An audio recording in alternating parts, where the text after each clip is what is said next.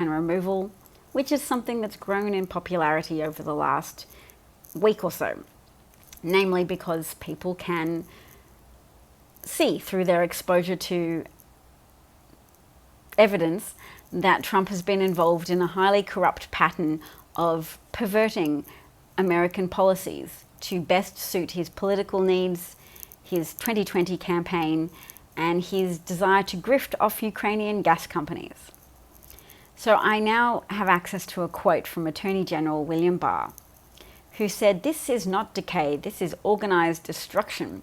Secularists and their allies have marshaled the forces of mass communication, popular culture, the entertainment industry, and academia in an unremitting assault on religion and traditional values." Yep, that's a great quote, because it's how Barr, the grifter, the criminal, the con artist, wants to characterize the war that he is waging against decent people in America and also around the world. So he has lied, he has misrepresented Mueller's findings, but he is representing this to himself as part of a necessary war to be undertaken against secularists, people who don't subscribe to religion. So I guess he kind of also means non-Judeo-Christian religious people as well. He's probably lumping Muslims in with his claim that the world is being undermined. I doubt he would be embracing Muslim people to his bosom and saying they are our defense against organized destruction. So he's claiming popular culture, entertainment industry, social media, and academia are all in on a conspiracy to undermine traditional values. They're all trying to sell you gayness, is what he's saying, to make you accept gay marriage. And he has to personally do everything he can to promote Trump, because Trump is the last bastion of defense against everybody becoming gay. I think gayness is a perfectly valid response if it was a choice, which is not even that arguable anymore. Most people who are gay would argue that it's something that they are born with. It's a proclivity that they're born with. I'm prepared to indulge the idea that there's an element of socialization. Although the people that have struggled with gayness and have tried to resist it, that also speaks to an inherent tendency and proclivity to be gay that people have desperately wanted to not be. Yes, so I accept their lived experience as the most important argument here. Moving on, I'm going to say gayness is inherent and just leave it at that. But Barr is arguing that popular culture has overturned traditional values. And what is it that he's pointing to? What is it that he can say is a rejection of traditional values? It's always gayness, isn't it? It's always gayness and changing elements of gender roles. So traditional values, letting people who are transgender be who they are, who they feel themselves to be. Saying that men don't always have to be men. They can occasionally position themselves as women if they feel that that's more truthful to the makeup of their minds, and that we are a heavily brain-governed organism. So even if somebody's physical manifestation comports with a diagnosis of maleness, I shouldn't say diagnosis, accords with a pronouncement of maleness, if their brains feel feminine, and who knows what testosterone levels they were exposed to in utero, or what biological forces may be at play with their feelings, that it's not just a consequence of socialization. It's not just mass media saying, be transgender, what a way to live. That Barr is accusing us all of being complicit in this anti-religious push. It is decay. He says it's not decay, it's organized destruction. But he wants to distract us from the war he is waging against the rule of law in America. I think it's interesting as a possible insight into his mentality in excusing his own criminal behavior to himself. He has so massively betrayed the American people. He betrayed his own friend Robert Mueller in misrepresenting Mueller's findings to the American people. Mueller's findings that further investigation was likely to yield evidence of criminal behavior.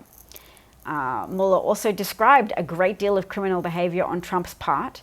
He delineated 10 instances of obstruction of justice, which is a crime. He said he felt he could not pronounce whether any of these activities he describes were crimes or not, out of fairness to Trump, because he could not indict him. And because he could not indict him and put him on trial, he said he wasn't going to make any significant pronouncement about whether or not these activities were criminal. But 1,000 American federal prosecutors signed a letter saying, were the person described centrally here as committing these acts, they would be under current indictment for crimes. Anybody other than the sitting president, because of the way that Robert Mueller has used a 1974 memo from the Office of Legal Counsel, the OLC. Under Trump, the OLC has really gone off the rails. They've been producing some pretty bad memos and pretty bad pronouncements. I'm trying to access my channel right now so that I can see any live comments from people. Oh, I've got 2 people watching, which is exciting. Oh, and there's the sound of my voice. I've got Paul and I've got my friend Twitty Cake. Nice to see you, darling. I missed you. Yes, I agree with you. Barr embodies decay. Wow, that's so exciting to be online here. And look, I've just noticed I've got 74 subscribers now. So that's really awesome. And I'm so grateful to my Twitter support group for adding to my viewer numbers in that way. Anything you can do with liking or retweeting a link to this YouTube broadcast helps as well. Before now, I was on Periscope recounting some of the travails of one whistleblower whose whistleblowing complaint is still being processed, but he was able to tell us that he has suffered reprisals, he was terminated from his position, that even though some people went into bat for him, like Senator Feinstein and Senator Harris, that they weren't able to protect him from termination as a reprisal for speaking out. And that's shameful. His complaint was not as headline breaking as the current whistleblower complaint that we're all following intently, the first whistleblower of note relating to the Ukraine-Trump extortion scandal, whereby Trump withheld $391 million of military aid promised by Congress to Ukraine to defend them against military attacks from Russia. And that aid was withheld for a 7-week period during which 13 soldiers Ukrainian soldiers may have died, and it may be higher, because I have 2 numbers in my head right now, 13 and 54, which might just be 2 different sources. But in any case, yes, Ukraine is under ongoing military attack from Russia, and they needed that aid. And Ukraine is an ally of the US, and the US promised to protect them against Russia because Ukraine agreed to give up nuclear weapons in exchange for the promise of US protection. The US is not doing a great job with that. Let me see if there's any more comments. Oh, Paul is saying hello and clapping. That's nice. Nice to see you, Paul. Thank you for your loyal following me from one medium to another. I am trying to bring myself to audiences rather than just wait for audiences to come to me. But any help that others can bring to the table as well, of sharing or promoting my work, is appreciated. I don't mean to turn you all into marketing drones for my work, but whatever moves you, whatever you feel organically compelled to share, I appreciate those moves. I've been saying we need to develop a morality, a very positively affirmed, a very vocal morality, to be able to challenge the assumptions of Barr and Rupert Murdoch, etc., that without them and their insistence on an end to the separation between church and state, we are all doomed to immorality and decay and depression. Certain communities in America, or certain counties rather, have shown a disproportionate rate of white people dying in midlife, dying from diseases such as obesity and cirrhosis of the liver, diseases pertaining to addiction, to alcoholism, etc. Social scientists classify these type of diseases as deaths of despair, and it includes outright suicide as well. So yes, America has a more pronounced suicide rate because of the widespread access to guns. People who use guns as a suicide method are more successful in their endeavors, and that raises the suicide rate, because people who don't succeed in killing themselves and get treatment because they use less lethal methodologies that allow them to be rescued in hospitals and by people who find them, they go on and live their lives in many cases. Not all suicide people who attempt suicide can be rescued. Some will just repeat the attempt. And I think Americans assume that guns don't make an impact because surely these people will find a way. They want to do something, they'll achieve it. Suicide is not a product of somebody having a long-standing goal. It's a product of a temporary loss of hope, a psychological condition such as depression that can be treated, and recovery is possible. So yes, Israel's military saw a drop in their suicide rate amongst soldiers once they ended the practice of Israeli soldiers being allowed to take their weapons home with them for the weekend when they left military training. So guess what? Less people died. It wasn't that more soldiers went home and tried to kill themselves with pills. When soldiers were left alone less with lethal weaponry, such as guns, they were less likely to take their own lives and to succumb to depressive thoughts and suicide ideation thoughts. So that's important to note, that it is essentially a crime against all Americans that the NRA has taken money from Russia and taken money from gun manufacturers to influence politicians and to thwart the passage of legislation that would protect America from having such a high suicide rate and such a high homicide rate. That is much higher than every other developed nation in the world. More legally purchased guns also means more criminally obtained guns, because more guns in homes mean more guns available for people to steal as well and to trade on a black market. There are also so many loopholes available to Americans to buy guns without having to undergo national background checks that would help people who have domestic violence convictions or other problems from obtaining weapons. And a majority of Americans are on the side of gun safety legislation. So it's now a question of strengthening the conviction of that majority that you need to stand up and fight against the corruption that has betrayed you, against the corrupt passing of money from Russia to Republican politicians who have taken lucrative business contracts from Russian businesses, from Russian officials, who have accepted contributions that exceeded the legal limit of financial contributions, who have done all these things to betray Americans and betray your interests.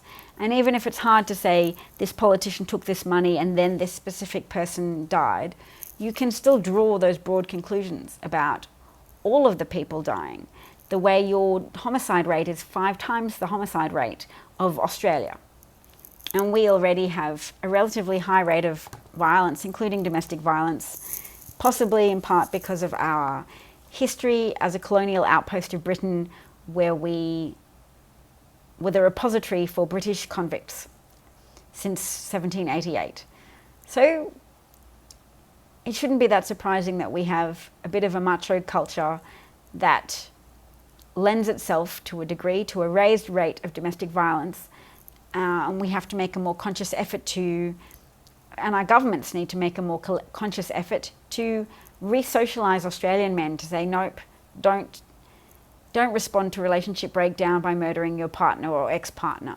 Don't respond to interpersonal conflict with violence if your partner is a woman. Don't disdain women. That's important.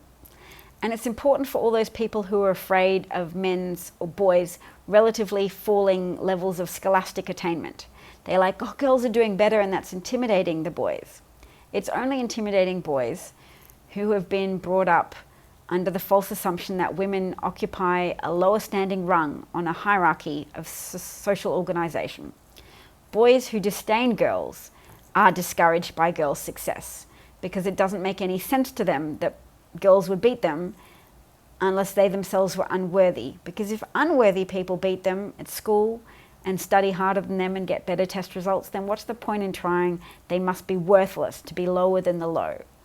So boys' lower rates of academic success is a product of sexism, is not a product of women's success. Societies benefit from women's success, and boys can benefit from it as well, provided we do the groundwork to stop people from teaching boys that women are less worthy than men. And we should also recognize that teaching men that girls are less worthy has been a consolatory prize, a consolation prize for offering boys up as cannon fodder in military endeavors. That we've said, well, yes, boys, you're getting sent to the front lines, but that's just because you're better than girls. You get to do the honorable stuff of laying down your life for your country. Girls aren't worthy of that. So that habit of denigrating women and denigrating girls is a product of oppressing boys, of rhetoric used to oppress men. Thank you, Lily. I'm so glad you love listening to me, and I love your comment. Feedback is always appreciated. As many women are, I'm often socialized to be self-deprecating and doubtful. And I have begun to pay more conscious attention to the way men in society are often very confident, sometimes with less reason or less of an evidence-based support mechanism to draw that conclusion. They're just confident, they're socialized to go out in the world and do whatever they want. And women are more socialized to go, are people happy with what we're doing? Are we stepping on anyone's toes? Maybe we should just curl up into a little ball and feel bad about ourselves and worry about our weight or our appearance or something. Let's minimize the surface area we expose to the world. And I can see why it sometimes helps society for women to be socialized to be nurturing. It also comports itself with our biological capability of bringing life into the world and nurturing infant children with liquids from our literal bodies. It befits society to tell women, yes, be soft, be accommodating, support people, think about people's feelings and consider them. Those are qualities that can help you be a good parent. And child educational attainments can be shown to correlate with levels of parental responsiveness, i.e. the more you attend to your child and follow their interests and take their little ramblings seriously, the more they value communication and the more adept they become at using language and understanding language. And oral language skills are precursors to reading skills. So attentive parents are the groundwork for child flourishing and child future success. So hooray for socializing women to be good parents. We can match that though by socializing men to be good parents as well. And you can see that in the modern world. It's becoming more acceptable socially for men to be pushing prams, for men to be playing with children, and men benefit from us allowing them to do that. Allowing them to celebrate their time with children, that they don't just have to catch a ball or roughhouse with their children, although those are great things. Sports, activities, roughhousing, all excellent for emotional development, for teamwork skills, for understanding that you can wrestle with somebody 1 minute and maybe bump each other or hurt each other, but then move on rapidly. Boys seem to be good at doing that, and I'm going to attribute it to the additional roughhousing that they are likely to have from parents because they are boys. So I try and also tickle my daughter and roughhouse with my daughter as well. And I feel like it's groundbreaking to do that and take responsibility for doing that as both a female parent and as the mother of a daughter. That all of my children, boy and girl, should get the emotional benefits of seeing that you can wrestle and still all be friends a minute later, even if somebody accidentally cops an elbow to the chin. And I'm fighting against my instincts to go, no, my daughter's a princess, no roughhousing for that. She does the ballet and she is pretty. I didn't really want her to be so obsessed with being pretty, but I can hardly blame her because everybody stops her in the street and tells her she's pretty. And she bloody loves it. She can sense intuitively that beauty is a commodity and that beauty is power and attention is power. But it can also be a trap, and I hope she realizes that as well. is that if you make your self-worth dependent on your beauty, then you will be limiting yourself. You'll be limiting your aspirations, limiting the goals you set for yourself, and limiting the way you interact with the world if you are too focused on physical attractiveness. And that's a lesson all women can use, because we are subject to billions of dollars worth of marketing forces telling us that our personal power is enhanced the more attractive and the more energy and money we expend on looking beautiful and pleasing other people's vision. Hey, it's a human truth that I don't want to deny, that men can be very visually focused. But I've also learned that women can be visually focused as well, and I've embraced that by enjoying pictures of shirtless men and going, do you know what? It is not exclusive to men to take aesthetic delight in a shapely, physically fit, evolutionarily fit human physique. And I'm pretty heterosexual, so good to know that women can be just as visually focused as men. That's what William Barr is arguing against. He's arguing against society talking us into being more flexible. Social media, pop culture, the entertainment industry, Hollywood, allowing us to be more flexible in our understanding of what is innate to men and women. Breastfeeding, gestating children, that is innate to women. I'm prepared to accept that that's a biological given, and that's not flexible. Until we learn to gestate babies outside of women, and I'm going to say that there's probably problems with that I don't even want to entertain it as a viable direction for science to pursue. And I respect women as autonomous beings, so that when Republicans try to argue that life is sacred, therefore women should have to risk their lives in order to gestate a child that is the outcome of a contraceptive failure. So that's probably all the talking that I need. Oh, let's check the house. Paul has said, when mother is happy, the whole house is happy. Oh, and your mother has a black belt in discipline. Yes, beauty comes from within, and it's very important for women to be able to ignore some of the marketing leveled at us and say character is very important as a component of beauty. How can somebody be physically attractive if they are engaged in criminal activity, if they support child abuse, if they promote the undermining of democracy? That should repel us. I still tend to find Ivanka Trump reasonably attractive to look at, but I'm trying to train my brain to say yuck when I see her, because I know what she's doing and what she's been involved in. She's been complicit in money laundering. She was going to be indicted with fraud because she and her brother misled potential purchasers of apartments in a Soho building that they were involved in.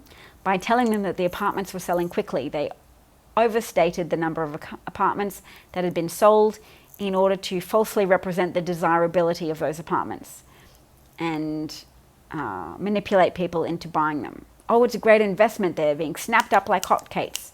And they weren't. It was a fraudulent representation. Ivanka Trump and Donald Trump Jr. would have been indicted, but possibly the Manhattan DA, Cy Vance, was corruptly influenced by some donors. Why do you have attorneys who have political campaigns that can accept donations? It seems bizarre to me.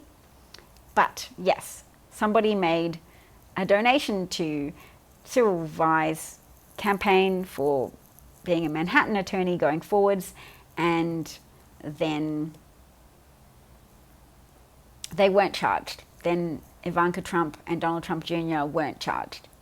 Eric Trump also diverted funds from a children's cancer charity towards the Donald Trump business. Having claimed initially that no overheads were involved, he was having charity events at his father's properties, so that was free, he said. Just, donated use of his father's properties. And initially that was true, and over time he started to charge significant overheads for use of his father's properties, knowing that that money was then being, that donated money was being funneled to his father's pockets, his family business pockets, consequently his own pockets, away from the St. Jude's wing of children's cancer hospital wing. So that's what I'm going to conclude on for tonight. The corruption, graft and grifting of the Trump family, because they are the heroes of William Barr and all the Fox News people who say, rah, rah, religion, you're not going to, we're not going to allow you to take Bibles out of schools, and they bring along with them some people who think, yes, maybe modern values are too extreme. Maybe unisex toilets are a threat to our way of life. People who have suspicions about the direction of modern morals and fear the weakening of gender roles, as if it's a chore that people might get out of, that there are chores attributed to boys, and if boys can say, I'd rather be a girl, then that weakens our ability to assign tasks and have people just accept that they need to do unpalatable things. Boys, you need to be cannon fodder. You can't get out of being a boy. You have to be conscripted if there's a war. Girls, you have to carry those children. If somebody knocks you up, somebody rapes you, if you're in a domestic violence situation and you don't want to jeopardize your safety by making yourself more irritating to your abusive partner by being heavily pregnant, or if your finances are straitened and you can't afford to bring another child into the world because you're already struggling with the medical expenses you have, let alone undertaking the medical expenses associated with giving birth. And you're 3 days pregnant, you're 3 weeks pregnant, you have a non-sentient clump of cells in your body, but no, the Republican Party is going to mandate that you involuntarily proceed with this pregnancy. You'll get the high suicide rates that you get with other countries like El Salvador and Paraguay, where it's illegal to have an abortion, where women who have miscarried often get charged with a crime and found guilty, particularly if they're poor, because the ruling is just like, well, you probably wanted to have an abortion, so we're going to jump to the conclusion that you did. Off to jail with you. You claim it's a miscarriage, but we're just going to disbelieve you. The Me Too movement shouldn't be saying believe women. It's essentially trying to say don't automatically disbelieve women, as you typically do. Because society typically does disbelieve women.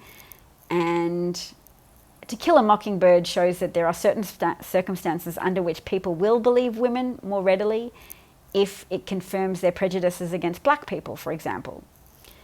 But if you accuse a white man of rape, then automatic disbelief is more of a given. Automatic disbelief of a woman's account. That's an interesting topic for a blog. Is To Kill a Mockingbird an early iteration of Me Too sentiment because it highlights the exceptions that are made for believing a woman's account of rape if the accused person is a black person? All right, well, let's check finally if there are any further comments.